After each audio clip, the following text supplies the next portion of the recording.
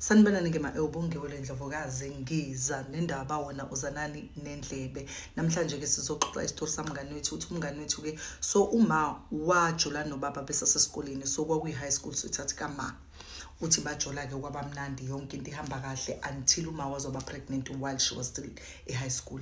Uthi umama akaba pregnant ubaba wavuma ingane azange azayiphike wathi enene uzomsupporta uma wagcina kuba besebenza ke and then ebusy lokho esupporta mina kanye noma uma ngaleso sikhathi ke waqhubeka wafunda isikole walokho eqhubeka nje nesikole wangasiyeka until uma waze wagcina eunesi. Ngaleso sikhathi kuma eunesi ubaba kusho ukuthi ngelinye ilanga nje asho kuyatshela uma ukuthi ngiyaphuma ngisaphuma nabangani bami ngizokubona mase ngibuya we just going out to chill with the boys. Nangampela aphuma ubaba nabangani bakhe bahambe nabafana uthi ubaba akabuya ngakhe. That was the last time we saw my father and that was the last time uma ibona ubaba because ubaba waginqika nemoto kanye nabangani bakhe washona yena nomunye umngani wakhe abanye abangani basala. Okay, uthi ke uma so she ended up had to raise me alone because akekho omunye umuntu owayezongikhulisa kanye ozosiza uma because ubaba phela wezeshonile. Angikhulise kuma angikhulise ke isikhathi ke siyahamba alokho engikhulisa ke ngibe se primary ngize ngibe se higher primary. Uthi ngaleso sikhathi kumanje bese unesi nje kuthi ngelinye ilanga esibhedlela ahlangana nomunye ubaba nje khona lapha esibhedlela. Uthi lo baba amsheleka amtshela ukuthi uyamthanda kwashimana nanga uthi bagcina ngempela bethandana lo baba noma uma ngelinye ilanga azagcina se introduce lo baba ukuthi enene nangu ke umuntu okhona manje empilweni yethu and angamphoqa nje ukuthi uma ngimbize lo muntu ngobaba. Lo baba ke alokho efika ke azobona uma afike ezobona uma bethandana namangiphathele izinto ezinhle nje kumnandi nje makhona lo baba because lo baba lo uhlala efika nama gifts. Uthi aphathile uzokushaya isikhathi la lo baba lo decide khona ukuthi ngifuna ukulobola uma ufuna ukulobola uma. Uthi nangampela amlobole uhambe kahle as until baze bashada. Uma bashada bese siyamove ke manje from la sihlala khona noma sesiyahamba sesiyohlala emzini walo baba lo. Lo baba lo unesithabathabu unomuzwa omkhulu unengane eyodwa yendodana but indodana yakho isikhula khulile kancane isase esikoleni but isikhulile. Uthi sishiyana nje ngo8 years kanye nendodana yakhona. Uthi ke ayi nangampela ngihlale ke kulomuzi lona indodana yakhona kulomuzi lo uthi umuntu nje uquiet nje othulayo like othulayo nje ngalendlela leyo akuyena nje and umuntu nje ongathi usoft like akayena umuntu ngisho okhulumayo uthanda ukukhuluma ngeke umuzwe memeza ngeke umuzwe nje you can't even associate nje nezinto ezimbi because umuntu nje ongathi ulunge kakhulu. Okay, fine. Ngitshela ukuthi mina maybe he's very soft because uguy ufunde kuma multiracial school so that's why he's very soft engayina nje umuntu uthanda ukukhuluma and also he's just a soft person. Ayike ngifunde sihlale lana lo baba lona ungiphethe kahle uma ungiphethe kahle kwayimina kusho umngani wethu athi ngiyafunda isikole so I'm doing well esikoleni and ngifunda esikoleni esiright lo baba uyakhokha. Uthi nje bahleli kahle benormal like kumnandi nje la ekhaya nobhuti nje ukhona lapana like uyiphilele life yakhe nami ngiphelele yami but nje sumndini nje alright. Uthi shaya isikhathi uthi ke ngifunde ngize ngigcine sengifika kwa matric. So mangifika kwa matric ngibhale ke esikoleni so kuze kufike isikhathi sokuthi izikole izivalwe. So mayivalwe ikole while ke sengiqedile isikole ubaba abese ethi enene sizoba ne family meeting imina uma ubhuti and no baba. Uthi ke sizoba ne family meeting nangampela umngani wethu uthi babe nayo le family meeting bahlala dining room labo elikhulu. They had a meeting uthi babizele bani meeting kubizele ubhuti meeting ukuthi and then umthola nenonkosikazi. Uthi nangampela bahlale phansi ambuze kubaba athi mfana wami udadewenu manje useqedile ukubhalela umatikuletsheni umatric so usezohamba ayofunda ehlala eVarsity. Sicela ke wena usitholele unkosikazi mntanami uzoganwa nini ngoba phela usuyasebenza manje sekufanele ugane. Hayi umfana athi enene ayi mina baba kukhona into ebengifuna ukunitshela yona. Aphendule naye, uphendula ubaba wakhe athi mina bengifuna ukunazisa ukuthi enene angikho straight, I'm gay. Uthi ubaba abe so disappointed because phela ingane yakhe yona kuphela yomfana and uzitshelile ukuthi enene okay kushuthi uzothola abazukulu. Abe so disappointed, very disappointed. Abese ethi okay kulungile mfana wami, khona disappointed enjalo because umfana ubemthanda. Athi kulungile mfana wami, sizo accept the way ungakhona usazoqhubeka ube umntwana la ekhaya, asizokuphoqa ukuthi uthanda abantu besifazane if ungabathandi.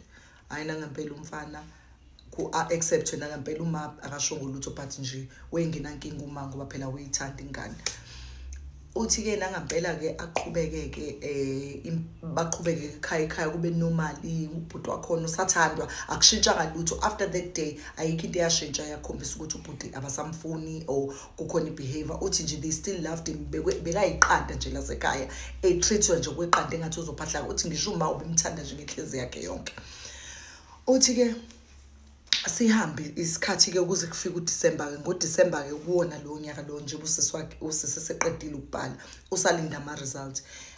NgoDisemba abesethi ke abazali ke babatshele ukuthi you know sizohamba ngomhla ka-16 sihambe seGoli because eGoli kunomunye umngani wethu oshadayo, so sizohamba sambe nalomncane ngoba sifuna anihluphe.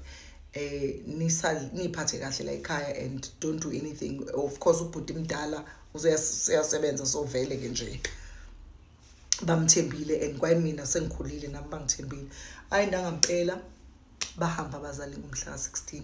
Ubhuti athi ke okay ngoba abazali siplane with my brother ukuthi okay njengoba bezohamba abazali ngomhla ka-16 maybe nathi we should just throw a party and just enjoy ourselves because abazali bazobe bengeke ekhaya. Uthi nangempela ngokukhulu ufika usuku abazali bahambe and they throw a party. Uthi benza iparty ekhaya. Uthi iparty yakhona nje was really nice. Uthi ubhuti invited quite a lot of people. We had about 50 people in the house. Uthi nami bebekhona abangani bami like bamantombazana nabafana izingane kade ngifunda nazo esikoleni. Uthi nje iparty was really nice. Uthi ke so because kune party ekhaya ngenzani ngaphuza. Uthi ngangiqala ukuphuza but I drank because kusephathini phela indawo to explore and also because ubhuti wami ekhona wethe akanankinga mangiphuza utshwala as long as ngisekhaya and what not. Okay ngiphuze. Uthi ngiphuza utshwala. Uthi ngibone ukuthi manje no man I'm dizzy, I'm really drunk, I don't feel well. Bese ahamba ayekamereni lakhe ayolala ashiya iparty senzeka ekhaya ziyawa nje straight. Uthi kuthe later abese ubhuti wakhe eyangqonqoza ekamereni lakhe nangempela ugeli aphaphame because uDizzy aphenduka ambheka ubhuti wakhe. Uthi ubhuti wakhe abesethi you know abangani bakho bathi sebefuna ukuhamba bacela ubaphelezele. Uthi asiba drive sibaphelezele. Uthi abese yasho ukuthi ugeli mina bhuti ngeke ngikwazi ukuthi enene ngibaphelezele abangani bami right now because angikho right, like uyangibona nje ngiyalala manje. Ngicela ubatshela ukuthi enene ngiyavalelisa ngizobabona kusasa, ngizokhuluma nabo kusasa. Nangempela ugeli avalelisa kubangani bakhe bahambe kabangani bakhe. Ubhuti abahambiseke. Ubhuti then kuyabe sekho umuntu endlini sekuthulekile nje ugeli yena ulele nje ubuthongo. Uyezwa uzwa ngumuntu ovula isicapha ekamereni lakhe. Makavula isicapha ekamereni lakhe ubhuti wakhe besethi sisi yazi ukhiye wamase ekamereni lami angikwazi ukuthi ngibekephi ngoba bengikhile ngenzela ukuthi abantu bangangeni. Ngisacela ukuthi ngilale nawe lempedini. Uthi ugeli athi no it's okay phela ubhuti wakhe vele uyamazi ukuthi okay and umuntu nje ongakaze ambone enza izinto ezingekho right avume athi okay and ayezwa ubhuti azolala naye. Uthi makalala nawe uyezwa uzwa into kabhuti wakhe iyavuka. Uthi but azitshela ukuthi hayibo ubhuti wakhe ugay nje but azilalele ngoba phela uDizzy utrunk. Uyezwa part 2 ngiza nendaba wena uzanani nendlebe. Okay uthi ke usisi wakhe that day of a party ubhuti wakhe wamthengela ama gift nje amaningi, wamthengela nane phone iPhone. Uthi that day so iparty iyenzeka abazali bahambile and ekhaya ngithi kunabantu abawu50 abamenyiwe ugela umeme abangani bakhe noGuy umeme abakhe abangani uthi okay yenzeka iparty ubhuti wakhe amnika ama gift ukuthi kujatshule kube mnandi nje amtshela ukuthi okay lezi zinto lezi uzozisebenzisa mase efike university ukuze afike naye nefone entsha uthi but ngimangale nje ukuthi ubhuti wayengithengela lezi zinto because abazali bamvele bazongithengela but ngitshela ukuthi he's being nice, he's being a good brother. Okay, yenzeke iparty uthi ugele ngihambe ke mina ngiyolala ke because I'm like so drunk and he allowed me to drink. Uthi ngihambe ngiyolala because I was feeling dizzy and I was uncomfortable, and then abese ngalesikhathi ngiyolala bese yanqonqoza ekamereni lamathi abangani bakho sebefuna ubaphelezele ukuze uhambe ubahambise. Bafuna ukuphelezela, so can you wake up so that sobaphelezela athi ugela lapho ngikho right ngicabanga ukuthi ngilala manje batshela ukuthi ngizobabona kusasa nangampela ke avalelisa bavalelisa abangani bathi okay bamemeze bathi ayisokubona ke bahambe ke abangani nangampela ubhuti abahambisa abangani kusaleke ekhaya akusekho umuntu ukuthulekile ahambile ubhuti makabuya kubhuti uyabuya ngqonqoze kamereni lengane uthi yazi ngikhohle ukhiye wami wasekamereni angikwazi ukuthi ngubekephi ngulahlile. Ayi nangampela athi ucela ukuzolala naye nangampela ngene embedeni uthi usuka lapho ubhuti wabe evukelwa uthi ugele ngizitshele nje ukuthi ngizwa ngento le engathi yangihlaba uthi ngizitshele ukuthi and then lona kwenzekalani kwaphela sazi ukuthi ugate uthi but I'm too drunk like to think clearly uthi ngingamnanga ngizitshele ukuthi ngiyalala mina uthi okay ngizongoGuy sengiphuthaze ngibamba esefuna ukulala nami uthi ngimtshela ukuthi hayibo bhuti wenzani manje uthi uGuy athi hayibo ngenzani what do you mean awubonini ukuthi wena ngenzani uthi ugela baxabana athi hayibo lento yenza ngithandi nje futhi abazali bethu I don't think bazoyithanda athi uGuy phela usona isihlobo sami wena khumbula wena ukuthi uzalo ufike noma wakho so awuyona relative yami so yini ezoba inkinga ukuthi and then ulale nami athi okay no it's wrong umfana bese eqala kamforce alayina inginkani uthi and then alayina inginkani alayina ngayo ugela uthi ngazo isikhathi umngani wethu uyintombi uthi kuqhume umntombi bakhe uthi gcwala igazi empedeni umfana uyaqhubeka wenza lo nto uthi maseqeda abese yamtshela ukuthi lalela ke ngisho ngabatshela abazali bami abangeke baze bakholelwe because bazi ukuthi mina ngigay. And also if enene uyabatshela yazi ukuthi izoqhatha uma wakho nobaba wami and bazohlukana and ukuhlukana kwabo nizophuma ekhaya because la enihlala khona phela kithi ngeke ubaba savume ukuthi indodana yakhe kuthiwa enene yomdlwenguli.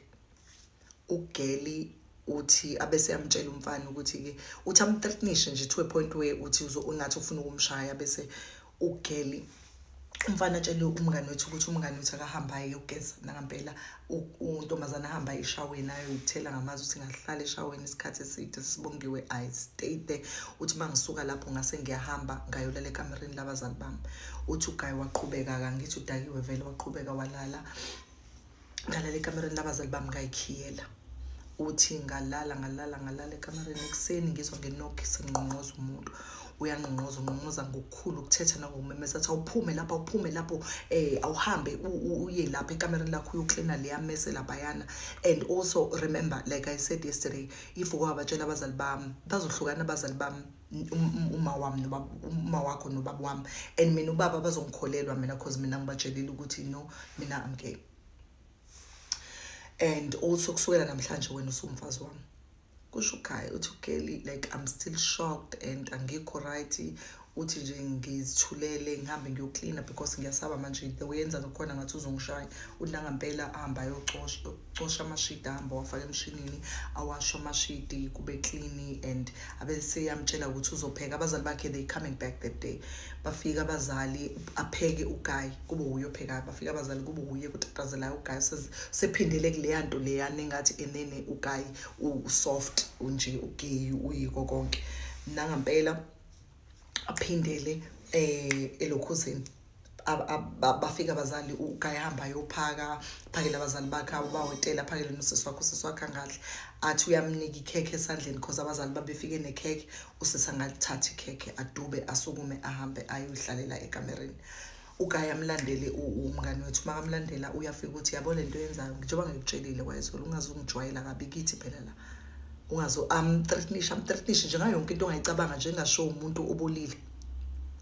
Amthreatenish bese ugeli azameke na ukubehave because uyabona ukuthi ngempela kushuthi abazali bakhe mabahlukana kuzobe kuyo problem. And also she realized ukuthi the way lo mfana ethandwa ngakhona la ekhaya vele ngeke baze bamkholelwe nje bebeseshilo ukuthi okay they not gonna believe ukuthi ulale naye ngempela. Hayi ke kuze kushaya isikhathi ugele azalinda ama results azaphumeka. Aphuma ama results a grade 12 ugele uphasile kuphumelelile njengamalengiso. But now umngane wethu is very depressed. She's not okay. So uyaqala ke lapho manje useyagula uma wakhe besethi that day okay ngiyakuthatha ngizokwenza njani ngizokusa kudokotela you need to see the doctor. Nangempela bahambe ngakusasa noma wakhe baye kudokotela because umngane wethu uyaphalaza wenza zonke izinto nje ungazicabanga. Nabafika kudokotela uma wakhe amshiye nokudokotela yena umama phuma athi okay I'm going to be running ama errands when you're done with the doctor ngicela ungifonele ngize ngizokupick up. Nangempela ugel enze njalo. Ayike uthi ke uma wakhe ke ahambe kayorana ama errands ke asale kudokotela amcheck ama test because uyagula ugela ugula lokhu nje kubhlungu. Uthi amcheck ukuthi akanayo nathatha blood test a check HIV athola ukuthi negative a check okunye ugeli kutholakala ukuthi uzithwele ukhulelwe.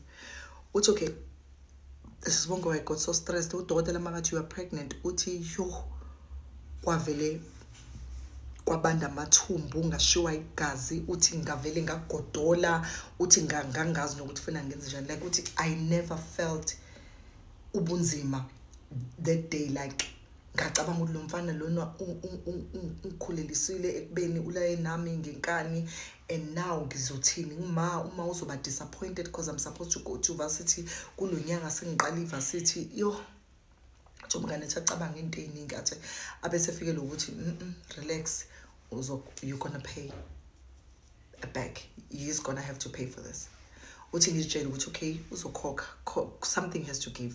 Angizokujwayela kabi mina umfana bese kuyathuleka nje kanjalo ngoba uthatha umuntombami lo muntu hayi nangempela ugeli ahamba udokotela abesetshela uma wakhe ukuthi ingane yakho ke pregnant bese uma hamba engihlinele yonke indlela le uthi baze bayofika ekhaya masifika ekhaya afika atshela ubabake ukuthi ngikhulelwe ngalesikhathi mina ngitshela ngihambe ngiyohlangana nalo mfana lo bese ngiyamtshela ukuthi ngipregnant abesethi uGuy no uzomela kushuthi sibatshela abazali ukuthi enene ukhulelwe ingane yami then ngizokwazi ukuthi ngikushade kahle abesogela athi ke ngikwazi ukuthi ngisho njalo ngithi wena ushilo nje wathi and then umuzi uzohlukana phakathi bakwenziwa leyo nto leyo so manje what makes you think ukuthi mase kukhona ingane abazali bazoba right uthi ke ngivele ngibona ukuthi okay now I have an upper hand bese ngiyamtshela ukuthi wena uzolandela ama instructions zami and uthi lapho sengidiniwe vele uzolandela ama instructions zami abazali ngibatshele ngizothatha isisu ngisisulele kumngani wami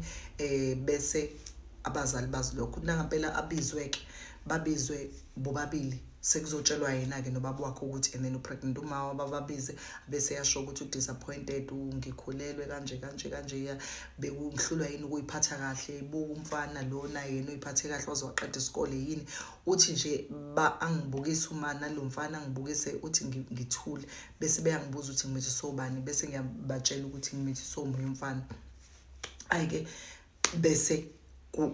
bese ngaleso sikhathi umngane wethu abese kuyadliwa ke qedwe after leyo meeting yabo nalelo cala labo bahambe bayolala ngakusasa akavuka ugela hamba utshela umngane wakhe umfana ukuthi mfethu ngipregnant amtshela iqiniso ukuthi ngihlonyeziwe kanje lo mfana engihlala naye enangikwazi ukutshela abangazali bami ngiyacela ukuthi uvume ukuthi ingane yakho nango ke upart 3 usisike akhulume nomngane wakhe ke lo mfana akamtshele ukuthi ngicela uvume lesisu kube ngathi sakho but ingane kalobhuti lo amtshele sonke istory into eyenzeka kubo lobhuti indlela amthreatenisha ngayo zonke nje izinto ezenzeka kuyena bese yamtshela umfana ukuthi umngane wakhe ukuthi yazi uyazi ekhaya mfethu ukuthi ubaba userious kanjani ubaba ngangibulala mangaseza ukuthi ngimithesile it's one thing ekhaya engafuneki nje ubaba uhlala esiyala ukuthi ngamithisi ingane zabantu so wena uma uqhamuka ekhaya uthi pregnant amncenge abone ugeli akhala ugeli ukuthi yazi I don't have an option like a choice abese gcina ivumile umngane akhe athi it's fine uzani nabazali benu nizobisibika isisu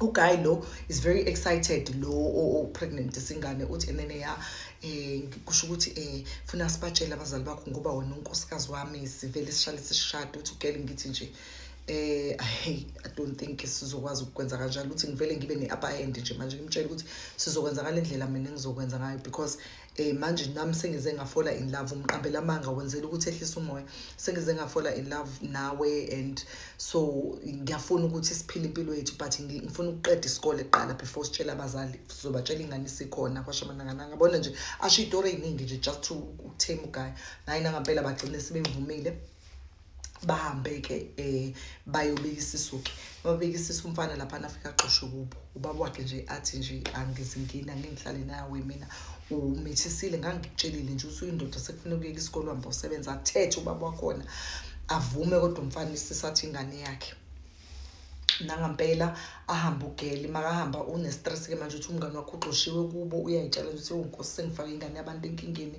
angazi ukuthi ngizokwenza njani ngempela ugeli asuka thatha ucinga fonela umfana ambuza umngane wakhe ukuthi right like is everything okay athi umngane wakhe angikho right ubaba vele uyathetha but ke uma uyamncenga ingathi ngeke asangixosha uthe ngizoqhubeka nesikole abesithi ngiyaxolisa ukufaka kulento mfethu athi I hope umngane wakhe athi I hope uzoyilungisa ke very soon ngempela ugeli athi ayikhuleka ngizoyilungisa hayi ngempela ugeli abese eyasuka emva kwalokho eya egoduka ke ekhaya abazali ke umfana ke selokho engenela ke ekamereni lageli usefuna ukulala nogeli noma inini ke atshela ukuthi ugeli okay ngizolungisa izinto ngifuna ukuthenga intambo ngifuna ukuthenga umuthi wokumdraga lo because ngifuna ukuthi manje makangena eroomini lami nami ngimenze isilo sengubo ngempela ubusuku bube bunye uGuy uyeza uyacrawla ngokuhlala engena manje ekamereni njalo ebusuku uhlalila abese ugela athatha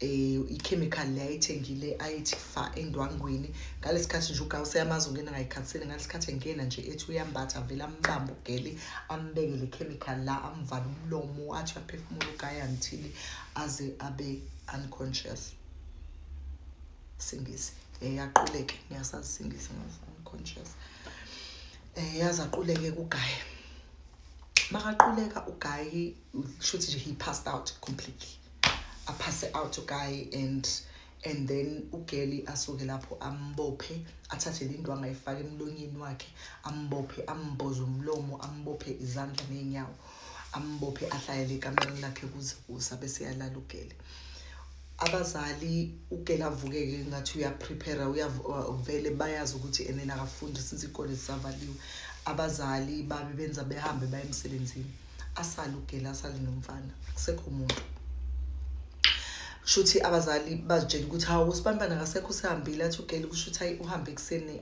nama ngaze ngize ngimbone namhlanje bahambe ke abazali baye emsebenzini asala ugeli uGuy aza aphaphame ngathi uyaphaphama aqeda ugeli amdonse ngalentamba ambophe ngaye ezandleni nasenyaweni amhudula ehle ngamastepiso baze bayofika egarage mabafika egarage ugeli abese ethi ya wena namhlanje kuzokhokhela zonke lezi zinto kade uzenza kumina wena wangidlengulelana wena ungijwayela kabi ayi ugeli amconfront uGuy lokho yamzama umemeza athi uma umemeza akekho umuntu uzokuzwa kho umuntu la ekhaya so nje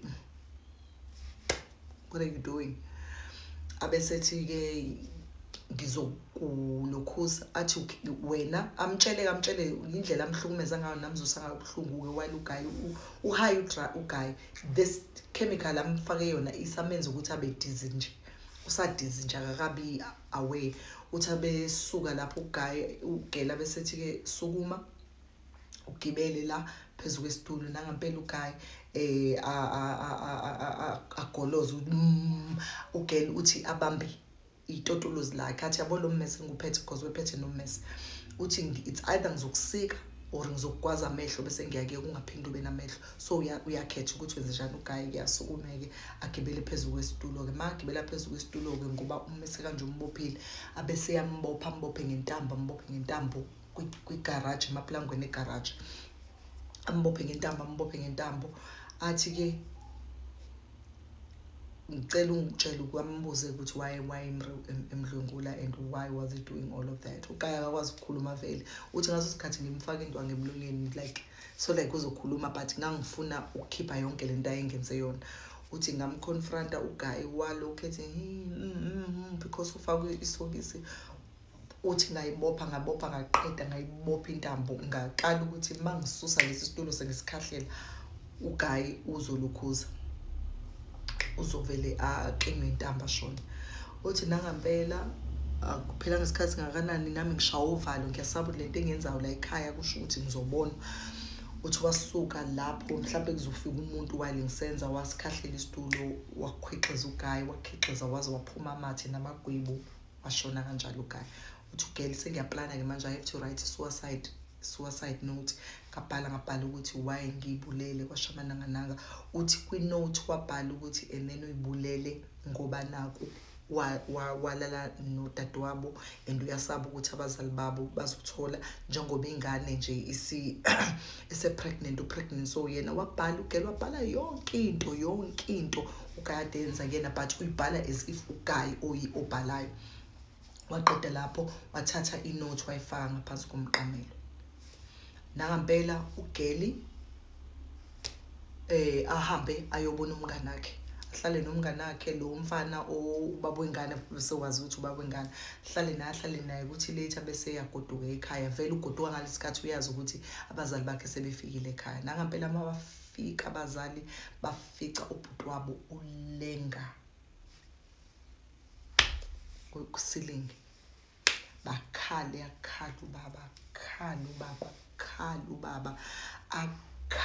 ubaba akhale noma uyakhala labamthanda phela bekuyiqanda labo leli bakhale until baze kubizwa amaphoyisa isithathu isidumbu ahambeke and wonke umuntu because la ekhaya vele bekwindawo equiet peaceful nezinto zonke lezi adinga isebenzisa sengiyilahlile ngishiye nje intambo lezi kamereni lakhe nabo konke lokunye but nje okunye ngikulahlile nje ngesikhathi ngihamba ngiyamngane nami ngihambe nakho ngafike ngacinga. Uthi so abese ubhuti wakhe ke kutholakala ukuthi okay kushuthi ucommit suicide itholakala incwadi mayitholakala ibhaliwe ke zonke lezi zinto lezi ke. Uthi uma wakhe akhale mabafunda lencwadi uyakhala uma wakhe eze kuyena azombamba kuhlalwe phansi ke mase ehambile ubhuti seye emoshwari kuhlalwe phansi kubaba abuza ukuthi mntanami incwadi sitholile suicide note kabhuti wakho ungabe kuyiqiniso yini lokho ukuthi enene wakwenza kanje aqale ukugela akhale abese yabatshela abazali bakho ukuthi no kuyiqiniso lengane ngiyithwele kahle akuyona eyaGuy lo munye yakhe ubhuti lo kanje asichaza sonke istory. Athi ke uyangixaka manje mase ibulele because bengingazi ukuthi mina uzozibula kwashaba. Uthi nje ngivele ngibe convincing nje ngikhale kakhulu nami nje but uma wakhe bese yasho ukuthi so amtshela ukuthi kwaqala nini nangalesa sikhathi kwenzeka bengekho kwenzeka kanje uma wakhe bambelieve nangampela akekho umuntu owaqhubeka nokuthi investigate ukuthi ubulawe uyena. Uthi hawu namhlanje unengane yomfana ikhulile so bahlala bonke bawumndeni isitha sisekhe ekhaya sesashona was dlisuphuthu. Ngiyabonga. Don't forget to subscribe on my YouTube channel and my Facebook page Bongiwe Indlovukazi. Bye.